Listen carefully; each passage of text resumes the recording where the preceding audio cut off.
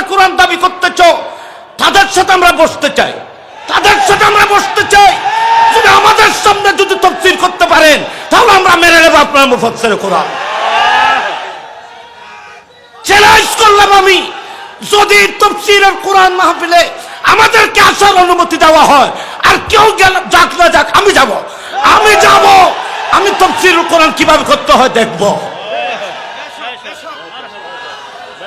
আমরা বয়স হয়ে গেছে, আমাদের শরীর দুর্বল হয়ে গেছে।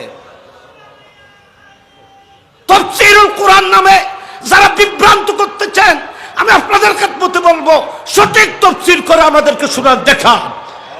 কোরআন শরীফের আয়াত পড়তেছো একটা, তফসির করতেছো আরেকটা। কোরআন শরীফের তফসির করতেছো, আয়াত পড়তেছো একটা, এখানে রাজনৈতিক কথা বলতেছো, এখানে আন্দোলনের কথা বলতেছো, মারামারি জিহাদের কথা বলতেছো। এটা কোন ধরনের তফসির? কোরআনের তফসির সমাজকে অশান্ত করে না, বরং অশান্ত সমাজকে শান্তির নীড়ে পরিণত করে কোরআনের তফসির।